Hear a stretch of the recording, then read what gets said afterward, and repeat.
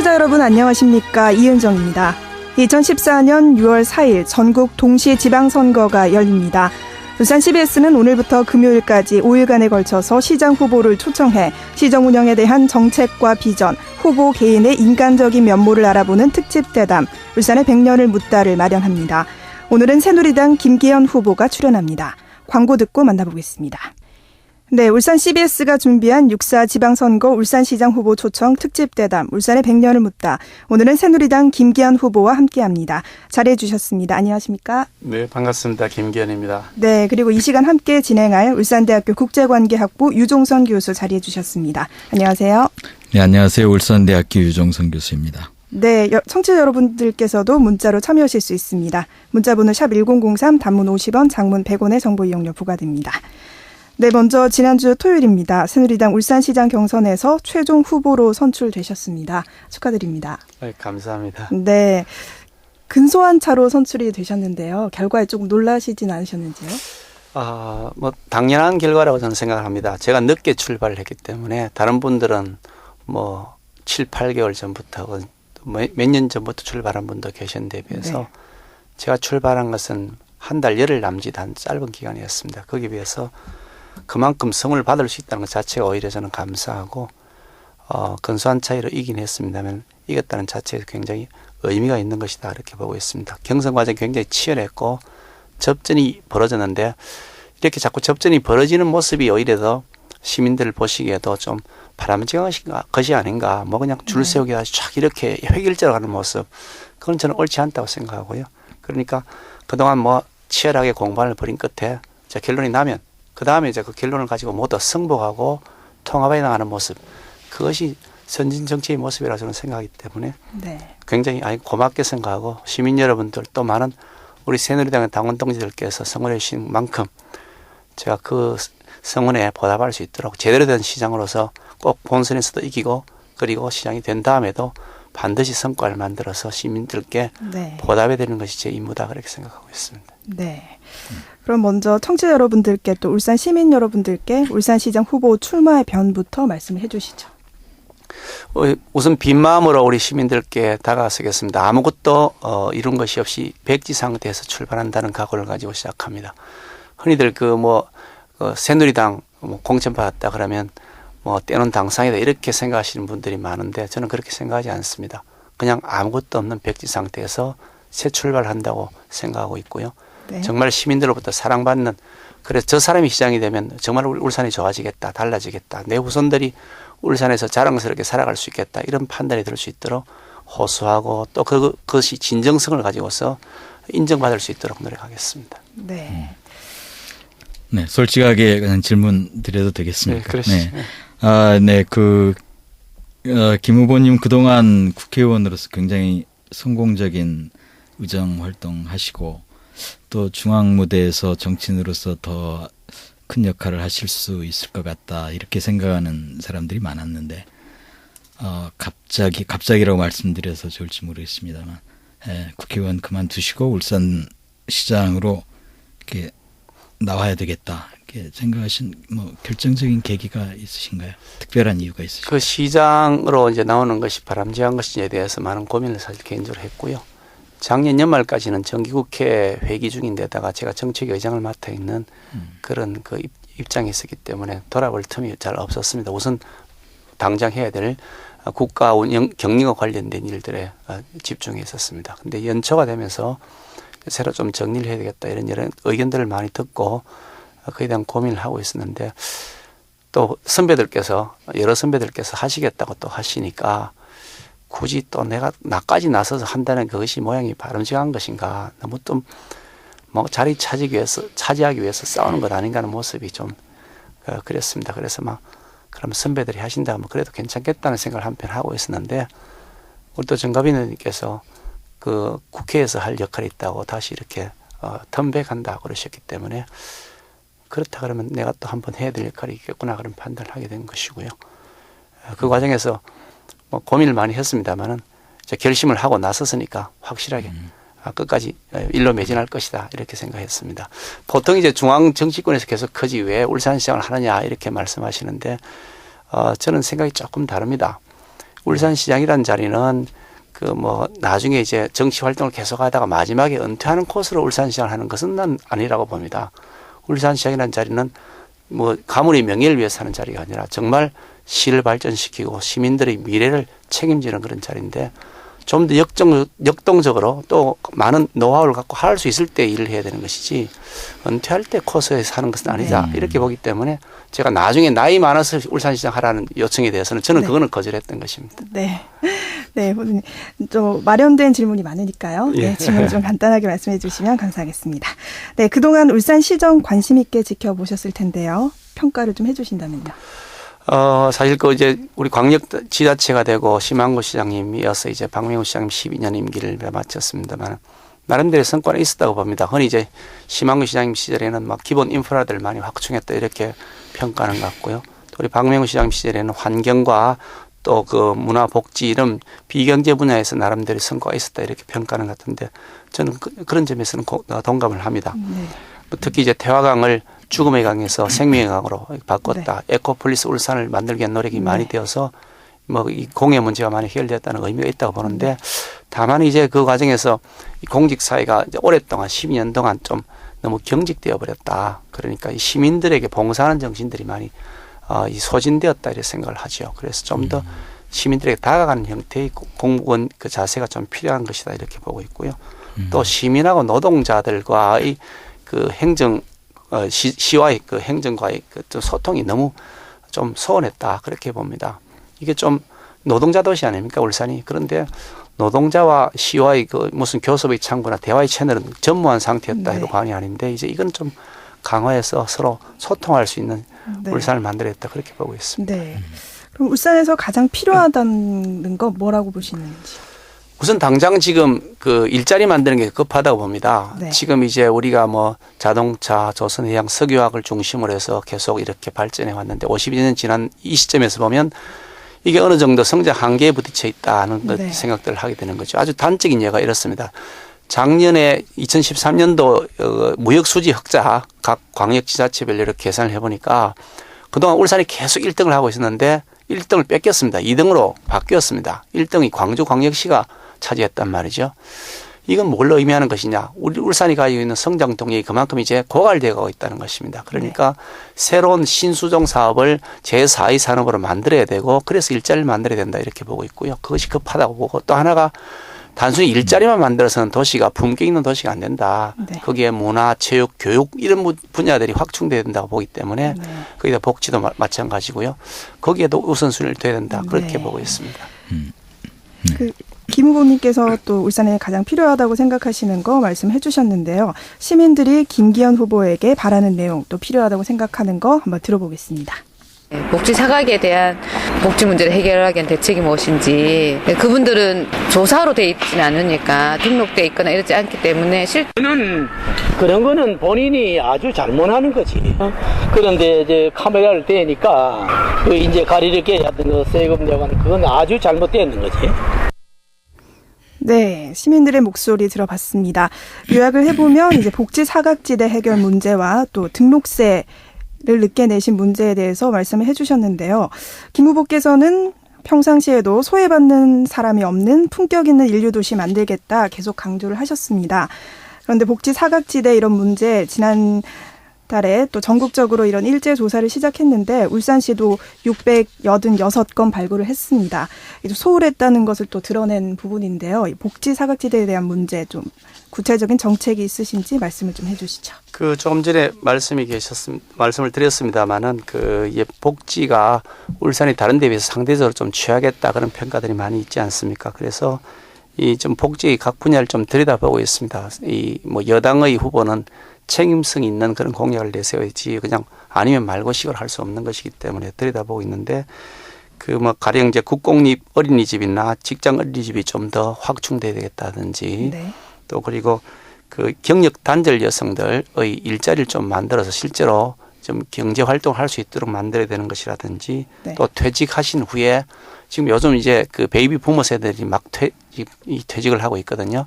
이분들이 이제 아직 활동할 수 있는 기간이 많이 남아 있는데 활동을 못해서 생기는 여러 가지 갈등, 사회 갈등 이런 문제들도 해결하기 위해서는 네. 재취업을 할 수 있는 프로그램을 좀 더 개발하고 나는 이런 여러 가지 현안들이 있는데 근본적 방향은 복지를 좀 더 확충하고 그래서 다른보다 좀 우선순위를 둬야 되겠다 그런 생각을 가지고 있습니다. 네.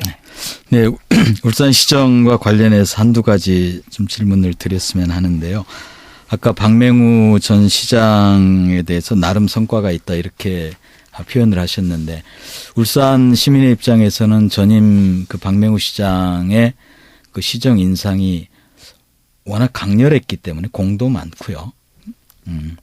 그래서 후임 시장이 과연 박맹우 전임 시장과 차별화되는 대체 뭘 어떻게 할 수 있겠느냐. 이미 다 웬만한 것들은 다 얘기가 된 것들이라서 그래서 그런 맥락에서 이제 만약에 시장이 되신다면 어떤 방향에서 이제 박맹우 시장 전임 시장과의 이제 차별성을 추구해 갈 건지 하는 그 질문하고요. 또 하나는 뭐 그거하고 연결된 문제인데 그 지금까지 그 시정의 큰 원칙에 대해서 여러 가지 얘기를 하셨습니다. 무슨 3대 가치, 3대 프로젝트, 네. 5대 허브 이런 이야기들을 많이 하셨는데 그 솔직한 느낌이 다 읽어봤는데 머리에 잘 와닿지 않았습니다.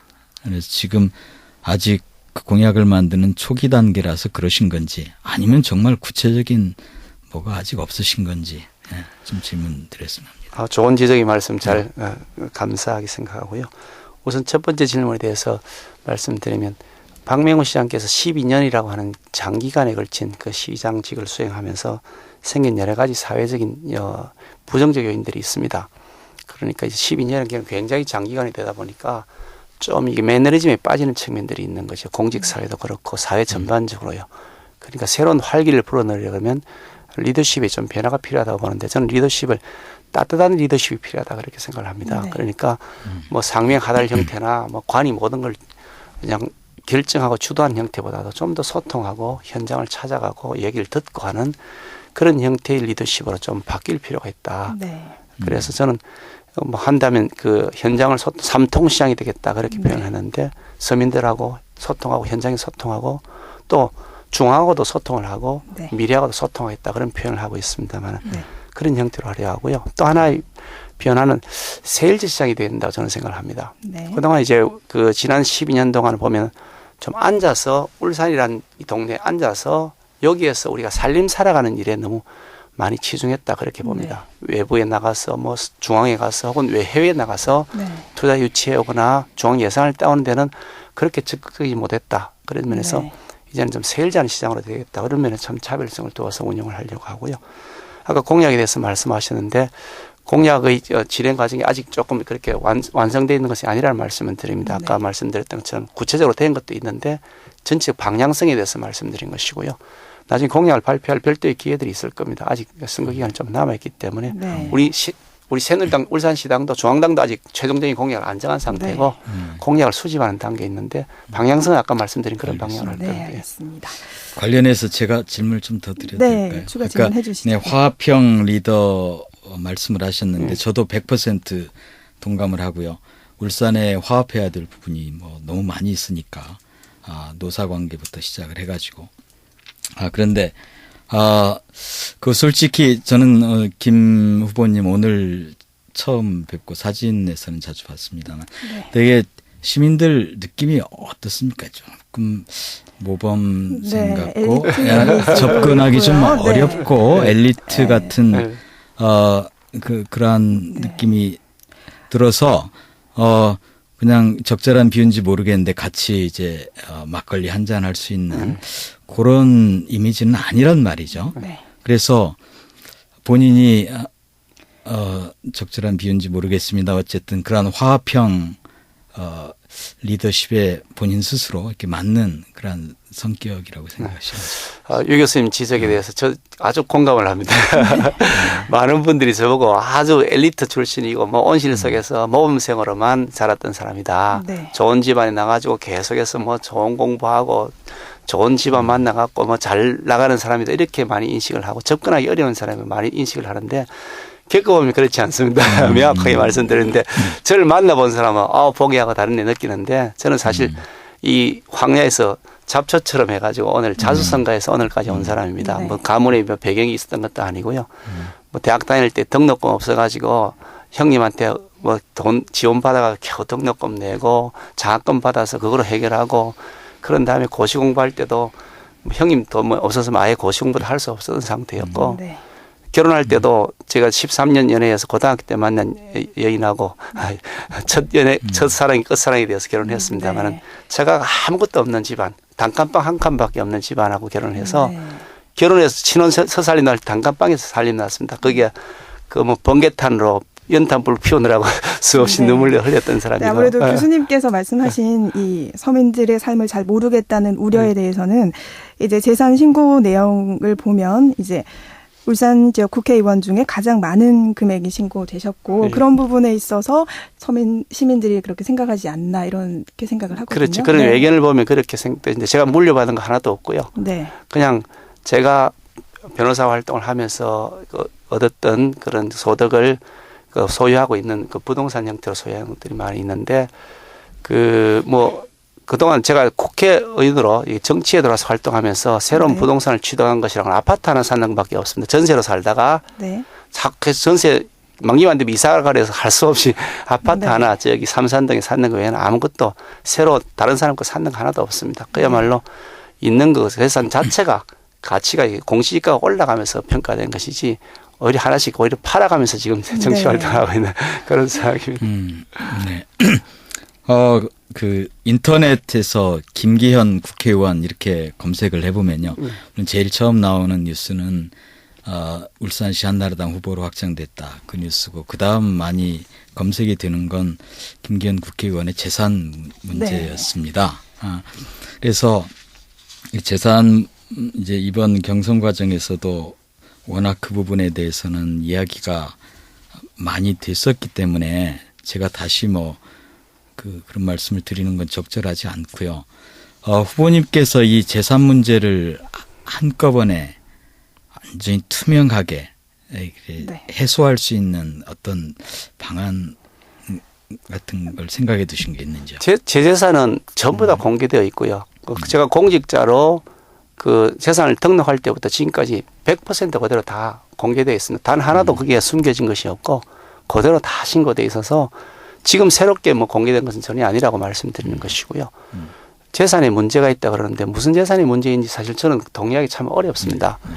가령 지금 성매매 의혹이 있다 건물에 그렇게 얘기를 하는데 우선 세입자가 제가 영업하는 건 아니고 세를 주고 있는 건물인데 그 세입자가 이 주점 영업을 하면서 거기에 혹시 불법을 한 것이 아닌가 그런 의혹이 제기가 돼서 제가 여러 차례 확인돼 보고 그렇게 주인으로 살 수 있는 방법은 다 동원해 봤습니다만 없다는 것이거든요. 본인이 만약 그런 사실이 있다 그러면 모든 책임을 지고 권리이고 이사비고 하나도 요구 안 하고 즉각 퇴거하겠다 공정까지 해주는데 주인으로서 더 이상 어떻게 확인할 방법이 있느냐. 정말 만약에 그런 사실이 있다 그러면 있다고 얘기하는 측에서 그 증거를 제시해서 사법당국에 좀 고발해 주면 좋겠습니다.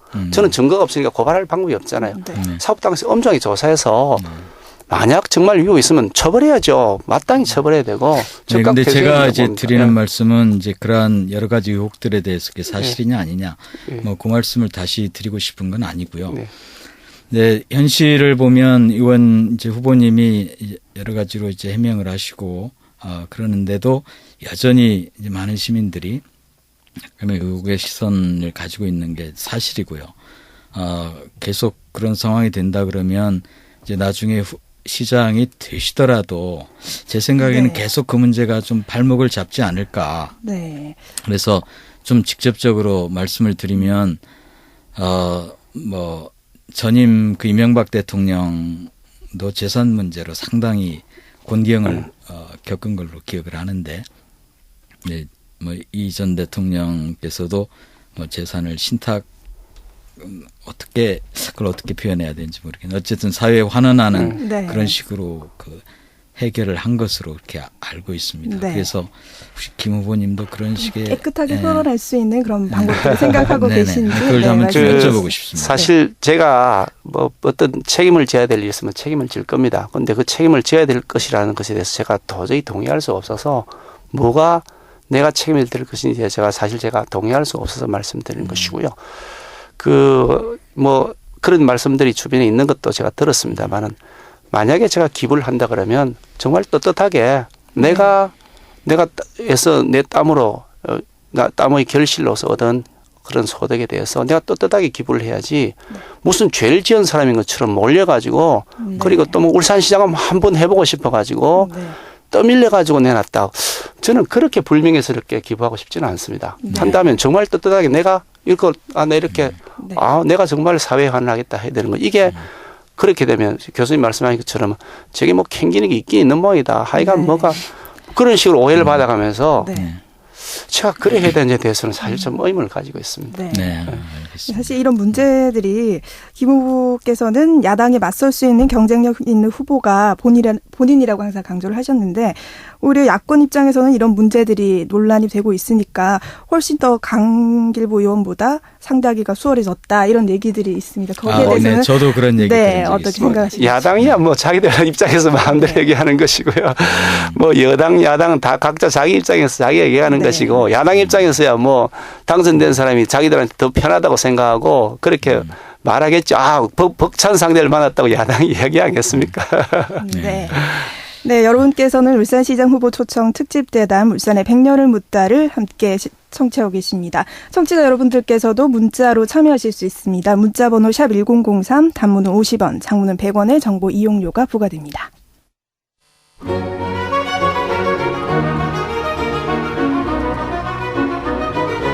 여러분께서는 지금 울산시장 후보 특집 대담 울산의 100년을 묻다를 듣고 계십니다. 울산 CBS가 오는 6.4 지방선거, 울산광역시장 선거를 앞두고 후보들의 시장 운영 정책과 비전을 듣는 울산시장 후보 초청 특집 대담. 오늘은 새누리당 김기현 예비 후보를 초청해 얘기 듣고 있습니다. 이 시간 진행해 이은정 앵커, 울산대학교 유종선 교수입니다.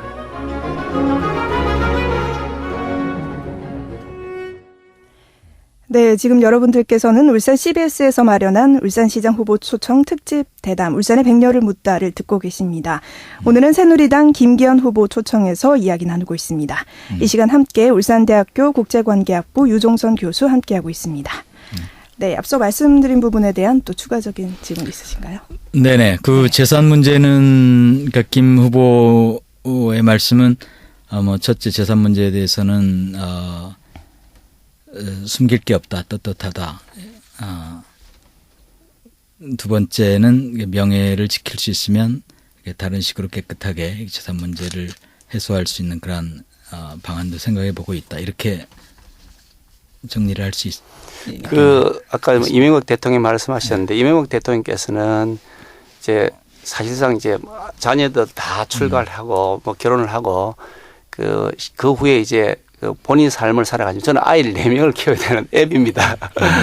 그리고 정치 활동을 하면서 자기 돈이 없으면 아무래도 검은들에 대한 유혹들을 가지게 되는데 제가 정치를 처음 시작하면서부터 결심했던 것은 그렇게 안 하려고 내 스스로 가지고 있는 재산으로 정치 활동을 하자라고 생각했던 것이고 그런 차원에서 제가 가지고 있는 걸 팔아가면서 지금 정치 활동을 하고 있는 상태인데 내가 무슨 범죄자인 것처럼 몰려가지고 하는 것은 그건 제 자존심상 도저히 사실 허락하지 않습니다. 내가 불법을 했다 그러면 책임을 져야죠. 왜 제가 불법을 했는데 책임을 안 지겠습니까? 그런데 불법을 한 것이 아닌데 불법으로 자인하라 그러면 그거는 동의하기 어렵다는 거죠. 네. 알겠습니다. 울산이 어떻게 발전할 수 있을지 전략 이제 정책 부분에 대해서 좀 여쭤보겠습니다. 김 후보께서는 동부가 5일 허브를 이제 주체적으로 본인이 이제 준비하고 계신다고 이제 지금 진행되고 있는 과정이고요. 근데 사실 부산, 경남 인근에 있는 곳들도 이 해양 플랜트라는 이 특구 안에서 계속 이 해양 부분에 대해서 요구를 하고 있는 상황인데요. 어떻게 추진해 나갈 수 있으실지. 동보 오일러브 사업은 제가 한 5년여 전에 제가 착안해가지고 이것을 우리 울산에 유치하자 해서 시작이 되어서 네. 작년 11월 달에 이제 드디어 기공식을 가지게 되었던 굉장히 저한테는 참 그 의미가 깊은 또 울산으로서는 굉장히 중요한 새로운 미래 일자리를 만든 것이라 네. 생각해서 굉장히 의미 있다고 보는데요. 지금 만들어 놓고 나니까 인근 도시에 자꾸 이게 입을 대는다. 네. 자꾸 내 것도 좀 내놔라. 특히 저 부산에서 네. 자기들이 금융을 가져가겠다 그러고 뭐 네. 거래소를 가져가겠다 그러는데 그거 동의 네. 못 해주죠. 아니 그거 나머지 잔치여가지고 그 자기 거 그거 빼앗아가면 됩니까? 우리가 열심히 만들어 놓은 걸 그거 빼앗아가면 안 되죠. 그래서 지금 부산하고 사실 그 다투고 있는 상태고요. 네. 중앙정치권에서도 그거 가지고 부산하고 뭐 몇 차례 좀 이렇게 경론을 벌였습니다만 절대로 안 된다. 무슨 소리 하냐. 네. 이거는 울산에서 우리가 앞으로 자체적으로 해결해야 그래야 경쟁력이 생기는 것이고 왜 그걸 부산으로 가져가냐. 그래서 지금 다투고 있는데 절대로 부산한테 뺏겨서는 안 됩니다. 그러면 네. 우리 울산이 좀 우스워지는 거죠. 그 금융이라든지 각종 트레이딩이 여기서 이루어지도록 그래서 울산 인덱스가 만들어지도록 하는 것이 중요하다. 그래서 당연히 울산이 만들어야 된다고 생각하고 그렇게 추진할 겁니다. 네. 정책적인 부분에 대해서. 네. 네, 그 동북아 오일 허브 사업 사실은 뭐 정확히 어떤 건 줄은 저는 잘 모르겠습니다. 근데 신문 보도 내용으로는 생산 유발 효과가 뭐 7, 8조. 네. 그다음 뭐 고용 인원이 몇만 명 이런 네. 식으로 이렇게 표현이 되어 있던데 일단 제가 상상하는 그림은 거기에 뭐 수십 수백 개의 커다란 이제 원유 시설 같은 것들이 쭉 들어서는 네. 이제 그러한 걸 상상을 하고 있는데 이번에 그 S-오일 사태 잘 네. 예, 예, 아시겠지만 원유- 네, 아시겠지만 유출, 예. 기름 네. 유출돼서 그 제가 듣기로는 신문에 보도된 것보다 상당히 더 큰 사건이었다. 네. 이렇게 얘기하는 사람들이 있거든요. 그래서 만약에 그러한 엄청난 양의 원유 저장 시설이 울산에 들어서게 되면 안전 문제라든지 뭐 이런 것들은 좀 생각을 해보셨나요? 충분히 일리 있는 말씀이고요. 네. 그리고 이번에 이제 S-오일에서 기름이 유출되는 것 때문에 우려하고 있는 것에 대해서도 저도 공감을 합니다. 이제 다만 그런데 이제 위험을 우리가 우려해서 안 하기 시작하면 원자력 발전소도 울산 인근에 있는 거 다 없애야 되고요. 석유화학 공단에 있는 많은 유해 그 가스들이 있습니다. 뭐 황산도 있고 뭐 수소도 있고요. 수소 터지면 그 폭탄 아닙니까? 네네. 근데 그렇게 되기 시작하면 아무것도 할 수 없는 문제가 생기는 것이죠. 그러니까 우리가 그렇다고 동부 오일 그냥 방치할 그렇죠. 수는 없는 그건 거 당연하죠. 아닌가요? 당연합니다. 네. 그러니까 동부 오일러브 사업을 하는 과정에서 생기는 탱크들은 안전성을 더 높이고 뭐 지금 이번에 그 뭐 S-오일의 경우에도 자주 빈발했던 사건은 아니라고 봅니다만은 굉장히 하여간 이게 중요한 문제다. 이거는 심각한 문제라고 생각하고 네. 있고요. 그래서 이런 문제들이 안 생기도록 좀 더 안전을 강화해 나가고 또 수시로 점검을 해 나가고 하는 형태로 네. 보완해 나가는 것이 저희들 방향이 옳다 그렇게 보고 있습니다. 네. 그 원칙론에서는 맞는 이야기인데 네. 사실은 이제 김 의원님 의정활동에 대해서 제가 나름 공부를 좀 해봤어요. 그 고리원전에 대해서 이제 그 정부에서 자료도 받아가지고 그걸로 국회에서 그 질문도 하시고 하는 걸 봤습니다. 근데 고리원전이 그때 이제 신문에 보도된 거로는 김 의원님이 받은 자료가 우리가 알고 있는 것보다 고리원전 문제가 조금 심각했다.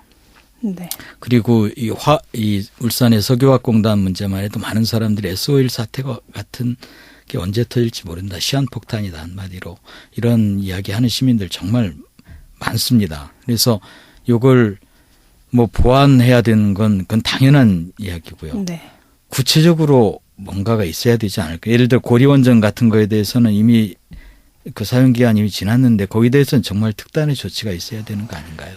그 이제 고리원전 이제 계속 사용 문제를 말씀하시는 것 같은데요. 계속 사용에 대해서 뭐 과학적으로 검증을 했다고는 합니다. 그래서 과학적 검증에 따라서 계속 더 가동하겠다는 것인데 후쿠시마 원전 같은 사태가 생기기 전에는 우리가 좀 더 이 부분에 대해서 좀 이렇게 그 관대하게 사안을 봤다. 저는 개인적으로 저는 네. 그렇게 말씀을 드리고 싶습니다. 그런데 후쿠시마 원전 사태가 생긴 이후로는 이걸 좀 더 엄격하게 봐야 되겠다는 입장을 조금 선회를 했고요. 그래서 제가 정책의 의장을 하면서도 정부의 정책을 하는데 원전의 계속해서 원전을 더 확대해 나간다는 정책 기조를 바꿨습니다. 네. 그래서 원전의 추가 확대는 더 이상 하지 않는다. 그래서 줄이고 전기 비용이 많이 들지만 신재생 에너지 쪽으로 좀 더 전환해 나가겠다. 이런 방향을 선회를 해서 얼마 전에 발표도 아마 했을 겁니다.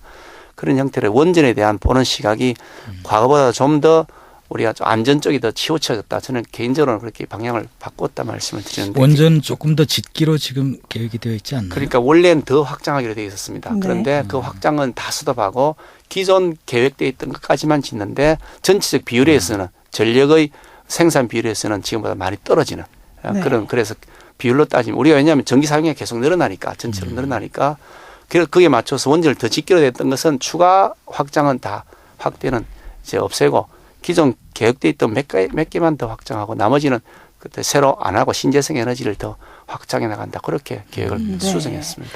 이왕 교수님께서 이제 의정 활동에 대한 내용을 말씀해 주셨으니까 이 부분에 대해서 더 얘기를 해보겠습니다. 네. 노동자 도시이고 또 복지 문제도 나왔는데 그런 부분에 대해서 발의하신 법안이나 의정 활동들이 있으신지 말씀을 좀 해주시죠. 네. 방금 말씀하신 복지 말씀하시네. 네. 그 장애인 그 활동을 강화하게 장애인 복지에 대한 법도 제가 갑자기 질문하셨어요. 네. 법의 명칭은 제가 잘 모르겠습니다만은 그 장애인 복지에 관한 법도 제가 많이 발의를 했었고요. 네. 통과된 것도 일부 있는 것으로 기억이 네. 나고요. 갑작스럽게 사실은 뭐 법의 네. 뭐 10년 동안 활동했던 것을 갑자기 질문하셔서 잘 네. 일일이 다 기억을 못 하겠습니다만은 그런 활동들을 많이 했고 실제로 네. 제가 국회의원 처음 활동을 할 때 이제 그분이 돌아가셨습니다만은 제 수석 보좌관은 장애인이었습니다. 전혀 저하고 일면식도 없는 분인데 네.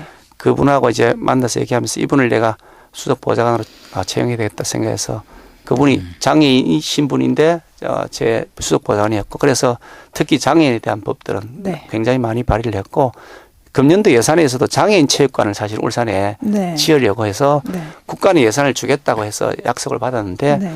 지자체 쪽에서 원하는 데가 없어서 그게 매칭이 안 됐습니다. 네. 그래서 장애인 체육관 앞으로 저는 지자체에서도 좀 앞장서서 지어야 되지 않겠냐 생각을 합니다. 네. 네, 그 발의하신 법안 잘 기억이 안 난다 이렇게 말씀하시니까 다시 제가 공부한 걸 예, 그렇죠. 네, 원래 질문이 없었던 상황이 돼가지고. 말씀드립니다. 네, 김 후보님 제 의정 활동에 대해서도 네. 제가 나름 이제 조사를 해봤는데 뭐 아까 말씀드린 대로 굉장히 모범적인 의정 활동 하셨고 또 모범 국회의원으로도 뭐 선정되신 적도 있고 또 국정감사에서는 아주 탁월한 이렇게 의원으로 평가받으신 적도 네. 있고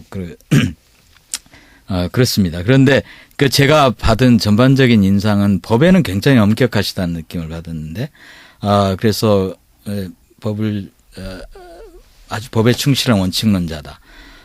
그렇지만 반대로 너무 법만 따지고 약간의 융통성이랄까 창조적인 이러한 발상은 좀 부족했던 게 아닌가. 전 그런 느낌도 동시에 네. 받았습니다.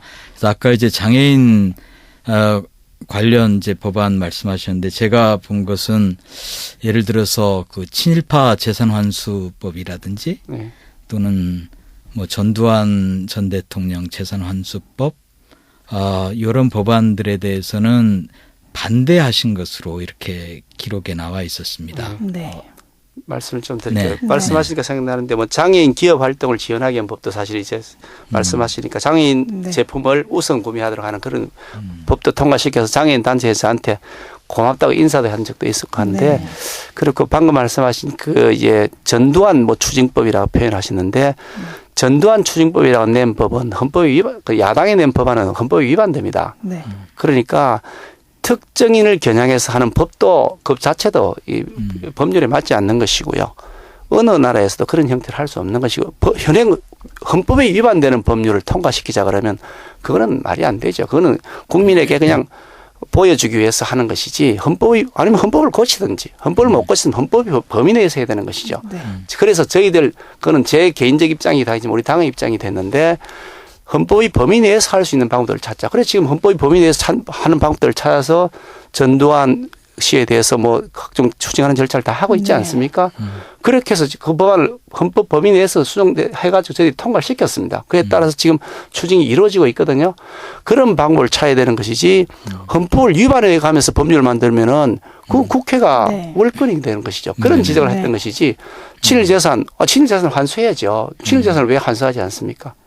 다만 제3자가 잘 모르고 취득한 친일재산들이 있습니다. 네. 예를 들어서 홍길동이라는 사람이 자기는 7재산인지도 모르고 취득을 했는데 7재산이라고 갑자기 뺏기게 되면 그 사람은 억울한 재산권의 침해가 생기잖아요.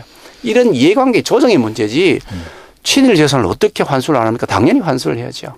그런 이해관계 조정 문제에 생긴 문제를 아마 조금 보기에 따라서 다르게 보신 것이 아닌가 그런 생각이 듭니다. 네. 네, 법률적인 문제에 관해서는 네. 워낙 전문가시니까 제가 더 이상 말씀드리긴 참 어렵고요. 네. 그런데 이제 법이라고 하는 것이 가끔 원칙적으로 얘기하면 안 좋은 법도 있을 수 있고 또 맞는 법이라 그래도 이제 국민들의 정서에 맞지 않을 수도 있고 그런 부분도 틀림없이 있단 말이죠. 그렇죠. 네, 그렇습니다. 네. 다 알려진 사실이니까 이런 질문도 한번 드려보겠습니다. 그 소유하고 계신 건물의 등기를 늦게 이제 하시고 거기에 대한 세금도 늦게 납부하셨는데 본인 말씀이 이건 법적으로 아무 하자가 없는 거다. 해도 되고 안 되고 하는 거지만 안 해도 되고 하는 거지만 지금 이제 후보로서 이제 준비하기 위해서 등기를 한 거다 이렇게 말씀을 하셨단 말이죠. 예, 근데 많은 시민들이 의아해하는 부분이 그런 부분이 아닌가 싶습니다. 법으로는 맞다. 그렇지만 이해는 못하겠다. 이런 이야기들 많이 하신단 말이죠. 그 점은 저도 그렇습니다. 공감합니다. 이번에 유 교수님 말씀하신 것처럼 법으로는 맞지만 우리 시민들의 정세는 그렇게 잘 이해가 안 된다. 저도 공감을 하고요. 그 점에서는 제가 죄송하다고 말씀을 드리고 똑같은 입장을 지금도 가지고 있습니다. 네. 다만 이제 많은 분들이 오해를 하는데 미등기라고 하니까 미등기 전매를 해가지고 돈을 중간에 떼먹은 것처럼 탈세를 한 것처럼 그렇게 오해를 하거나 어떤 부동산을 사놓고 자기 이름으로 등기 안 하고 계속 버티고 있다가 이번에 등기를 한 것처럼 이렇게 오해를 하는데 그거는 전혀 아니고요. 어떤 분이 탈세라 그러는데 탈세는 명확하게 아닙니다. 다만 자신의 선택에 따라서 늦게 할 수 있어서 늦게 한 것인데 결과적으로 보면 좀 더 일찍 내왔으면 좋았을 것이다. 네. 저는 그거 공감합니다. 그래서 그 점에 대해서는 제가 죄송스럽게 생각한다는 말씀드렸습니다. 네, 알겠습니다. 탈세한 것은 아니라는 것은 다시 한번 더 명확하게 말씀드립니다. 네. 또 이번 새누리당 경선 겪으시면서 네거티브 공관전이 좀 오고 갔습니다. 그래서 후보님께서는 이제 네거티브는 안 하겠다, 본선에 가서도 이제 이념 공세 안 하겠다고 하셨는데 약속 지키실 수 있어요? 모범을 좀 보여주실 수 있어요? 이번 경선 과정을 보면 아시지만 엄청나게 저를 공격해 왔습니다만 저는 최대한 절제하면서 상대에 대한 공격은 자제했습니다. 참다 못해 제가 합동 연설회장에서는 몇 마디 했습니다만은 네. 그 외에 제가 상대에 대한 그런 네거티브의 공격은 안 했습니다. 참고 이해하고 그렇게 넘어갔습니다. 네. 네. 이번에 타당 시장 후보들이 다 울산에서 유명한 진보 인사들입니다. 선거 과정에서 이념 문제가 안 나올 수가 없을 것 같은데 네. 그분 어떻게 하시겠습니까? 먼저 이념 문제를 제기하지는 않을 겁니다. 그런데 네. 이념 문제를 제기하고 나오면 그 부분에 대해서는 당당하게 대응을 해야죠. 저는 제가 취하고 있는 합리적 보수의 길이 옳다고 생각하고 있고 그것이 우리 울산시와 대한민국의 미래를 바른 길로 담보해 주는 것이라고 저는 믿기 때문에 그 정당에 소속돼 있고 그 정당이 가지고 있는 정강 정책에 네. 따라서 정치 활동을 하고 있는 사람이고요. 네. 거기에 대한 소신을 확고합니다. 네. 다만 우리 울산시장 선거는 그거하고 조금 다르다. 이거는 생활 정치에 관한 문제 아니냐. 네. 우리 서민들과 시민들 모두의 실생활에 관한 문제이기 때문에 그걸 중심으로 해서 논의를 해야 되는 것이 맞다는 차원에서 네. 그렇게 말씀드린 것입니다. 네. 네, 먼저 꺼내시진 않으시겠다 이렇게. 그걸 가지고 그렇게 하지 네. 않겠습니다. 네. 또 김보께서 항상 말씀하시는 게 중앙 정부와의 말이 되는 후보다, 중앙과 탄탄한 인맥이 있다 이렇게 말씀하시는데 그래서 예산 부분이나 이런 걸 유리하게 해올 수 있다 이런 부분인데요. 사실 16개 시도에서 다 그렇게 예산을 따오려고 하고 하실 텐데 그런 부분에 대해서 어떻게 방법이 그렇죠. 있으신가요? 16개에서 네. 세정이 붙어서 7개 네, 됩니다만 네, 다 네. 각 지자체마다 치열하게 예산 따오기 위한 전쟁을 벌입니다. 네. 제가 당에 있으면서 정책 분야를 주로 많이 했고 나중에 정책의장을 최근까지는 했습니다만은 각 지자체마다 자기 지자체 돈 끌어가려고 난립니다. 서로 그냥 만나자고 만날 스케줄 잡아달라고 난리인데 거기에 비해서 울산은 그동안 굉장히 소홀했다 저는 생각을 현장에서 많이 느꼈습니다. 그래서 제가 중앙하고 소통하는 지자체장이 꼭 필요하다고 느끼는 것인데 네.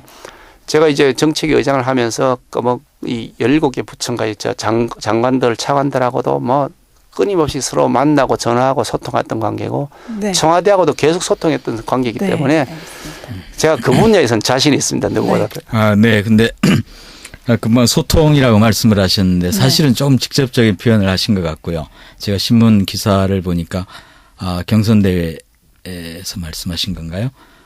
중앙의 당과 청와대에 또 아는 사람이 많다. 맞습니다. 뭐 정확히 표현은 정확한 네. 표현은 아닙니다만 상당히 직설적인 표현을 인맥 하셨습니다. 네트워크가 넓다고 말씀드렸습니다. 네. 네. 근데 저는 이제 그 이야기를 듣는 순간 이게 지방자치단체장으로 이렇게 나오시는 분으로서 이게 적절한 발언인가 하는 생각이 순간적으로 들었습니다. 지방자치 정신도 다시 한번 생각해 봐야 될 필요가 있을 것 같고. 근데 그렇게 되면 여러 가지 얘기가 나올 수 있지 않나요? 예를 들어서 야당 그 시장들은 어떻게 하는 건지, 또 이렇게 되면 지방자치라고 하는 것을 또 중앙정부에 예속시키는 그런 발상이 아닌가, 그런 느낌도 들었고요. 좀 생각이 복잡했습니다. 유 교수님 말씀처럼 그렇게 볼 측면도 뭐 있을 수 있겠습니다만 저는 거기에 대해서는 조금 동의하기 어려운데요. 네. 중앙의 국가 예산을 우리가 의존하지 않고서 지방이 살아갈 수가 없습니다. 현재 국가 사업도 해야 되고 국가 보도 사업도 해야 되고 또 지방의 매칭 사업들도 해야 되는데 네. 국가에서 돈을 안 주면 우리 울산 살림 갖고 다 살아나갈 수가 없으니까 국가 예산을 서로 따오기 위해서 지자체마다 경쟁하는 것이거든요. 그래서 울산에 돈 내놔라. 안 내놓으면 정말 가만 안 두겠다. 때로는 협박도 하고 때로는 가서 뭐 달래기도 하고 그렇게 하면서 돈을 따와야 울산이 발전하는 것이니까 그런 차원에서 말씀드린 네. 것이 거기 갖고 뭐 지자체 정신을 훼손할 일은 전혀 없는 것이죠. 네. 이제 중앙 정부만 바라볼 게 아니라 또 세계로 나아가서 세계로 또 투자 유치를 해오고 이런 당연하죠. 부분, 네, 넓게 생각하시면 되겠습니다. 또 분위기를 바꿔서 다른 질문 하나 해보겠습니다. 정치가로서 이제 삶을 오래 살아오셨는데요. 정치가로서 가장 중요하다고 꼽는 덕목이 있으시다면 말씀해 주시죠. 글쎄, 하여간 전 정치하면서 몇 가지 네. 원칙 쓰였는데 그 중에 하나가 함부로 약속하지 않는다. 그러나 약속하면 지킨다는 네. 것이었습니다. 이 네. 정치하는 사람들이 옛날부터 되는 것도 없고 안 되는 것도 없고 정치인만은 도대체 믿을 게 없다는 인식들이 많이 보편화되어 있는데 유 교수님도 아마 그런 말씀 드렸을 것 같은데 그런데 이제 좀 그런 모습에서는 탈피해야 된다. 네. 약속하면 지키는 모습을 좀 보여주자. 네. 아마 박근혜 대통령께서도 그런 점에서는 저하고 좀 비슷한 생각이라고 생각하는데 네. 막 공약 해놓고 공약 지키기 위해서 막 그냥 공약 가계부 내놓은 정부 나 처음 봤습니다. 네. 솔직히 저도 같은 생각입니다. 네. 약속 지키는 건 좋은데 네. 요즘 정치가 하도 그러니까 약속은 꼭 네. 지키겠다고 하는 그 약속, 그거는 믿어도 네. 되는지. 맞습니다. 네, 일정 예. 부분에 있어서 실제로 안 지켜지는 약속들이 있고요. 네. 또 그래서 그것 때문에 비난도 받고 있는데 저는 그래도 약속을 안 지켰다고 비난받을 수 있다는 정도는 굉장히 발전한 것이다. 옛날에 약속 안 지켜도 뭐 원래 그러려니 이렇게 네. 생각했던 시대는 이제는 네. 탈피한 거 아니냐. 그런 측면에서 저는 진일보하고 있다고 생각을 하고요. 네. 앞으로 가면 갈수록 함부로 약속해서는 안 된다. 그리고 네. 약속한 것은 지켜야 된다는 것은 더 보편화될 것이고 그것이 우리 전진 정치 문화를 만들어 나가는 데 굉장히 중요한 초석이 될 거라고 저는 봅니다. 네. 또 정치 생활 하시면서 또 멘토로 삼고 계신 인물이 있으신가요? 저는 사실 뭐 정치하면서 뭐 이런저런 생각들 많이 합니다만은 네. 제가 생각하는 사람 중에 참 윌리엄 윌버포스라는 사람이 있습니다. 네. 영국의 18세기 무렵 활동을 했었죠. 18세기, 19세기 걸쳐서 활동했던 분인데 영국의 하원 의원을 오랫동안 하셨던 분인데요. 네. 이분이 그 당시에 노예무역 폐지법을 통과시켰던 아주 장본입니다. 네. 20여 년에 걸친 투쟁 끝에 그 법을 통과시켰는데 그 당시에 기득권층들 특히 그 의원들이라는 사람들이 다 그 당시는 귀족들이 그룹이었으니까요. 네. 그 그룹들이 자신의 생활 터전이 되고 먹고 사는 기반이 되는 것을 네. 없앤다는 것이어서 거의 그냥 암살의 위협까지 받으면서도 그 법을 통과시키고 네. 그 법이 통과되고 나서 3일 후에 돌아가셨다고 합니다. 그런 기계와 의지 같은 것이 좀 필요하다. 그분에 비춰보면 참 형편없이 왜소하지만 그런 모습으로 좀 닮아갔으면 좋겠다는 마음의 그런 네. 의지는 가지고 있습니다. 네. 부끄럽지만 솔직히 금방 말씀한 그 영국의 정치는 네. 제가 다시 공부를 해봐야겠습니다. 잘 기억이 안 나서. 네. 근데 저는 이제 그 울산 시장으로서 이제 갖춰야 될 덕목, 물론 일을 많이 하고 열심히 하는 그것도 중요하지만 사실 울산 상황에서 제일 지금 필요한 리더십은 아까 말씀드린 화합형 리더십인 것 같거든요. 네. 울산에 너무 갈등 요소들이 산적해 있고 화합해야 될 노사 간에도 그렇고 시민과 정부 간에도 그렇고 화합해야 될 요소들이 너무 많은데 이제 김 후보님도 시장이 되시면 정말 이 부분을 누가 시장이 될지는 모르겠지만 신경을 써주셔야 될 것 같고요. 오늘 시민과의 그 소통이나 화합과 관련해 가지고 얼마 전에 울산의 시민단체에서 그 주민참여예산제 실시에 대해서 후보들에게 질문을 드린 적이 있다고 들었습니다. 거기에 대해서 다른 후보들은 다 찬성 이렇게 답변이 왔는데 김 후보님은 보류 내지는 뭐 다른 의견이 있다 이렇게 답변을 하신 걸로 알고 있습니다. 그 부분에서 간단하게 대답을 주민참여예산제가 일정 부분 필요하다고 봅니다. 네. 이 공개된 투명 행정을 하고 특히 예산 부분이 투명성이 높아져야 된다고 생각하기 때문에 저는 필요하다고 보는데 다만 이것이 자칫하면 포퓰리즘에 휩쓸릴 수 있다. 네. 그렇기 때문에 그런 점들을 경계해가면서 우리의 미래 성장 동력에 대한 확충이라든지 이런 것들도 같이 고민해가면서 가야 되기 때문에 그런 차원에서 좀 제한적으로 볼 필요는 있다. 그런데 근본적으로는 우리 주민들이 예산을 투명하게 공개받고 또 참여할 수 있도록 해야 된다고 생각합니다. 네, 알겠습니다. 끝으로 울산 시민들에게 하고 싶은 말씀 있으시다면 간단하게 하면서 마치겠습니다. 이제 뭐 백기 상태에서 새 출발한다고 말씀드렸습니다만은 정말 성실하게 우리 울산시의 미래, 우리 울산 시민들의 행복을 위해 열심히 일하는 시장이 되겠습니다. 여러분들의 많은 성과 적극적인 지지 부탁드립니다. 감사합니다. 네, 따뜻한 시장, 젊은 시장이 되겠다고 말씀하셨는데 화합형 좀 리더십을 통해서 울산의 발전 전략을 더 생각해 보셨으면 좋겠습니다. 네, 오늘 대담을 통해서 여러 가지 말씀해 주셨습니다. 시민 여러분들께 또 애청자 여러분들께도 전달이 됐을 거라고 생각을 합니다. 네, 오늘 울산시장 후보 특집 대담 울산의 100년을 묻다를 마치겠습니다. 지금까지 새누리당 김기현 후보와 함께했습니다. 고맙습니다. 감사합니다. 네, 그리고 함께해 주신 울산대학교 유종선 교수였습니다. 고맙습니다. 네, 감사합니다. 네, 내일은 통합진보당 이영순 후보가 출연합니다. 저는 내일 오후 5시 5분에 다시 뵙겠습니다. 애청자 여러분 고맙습니다.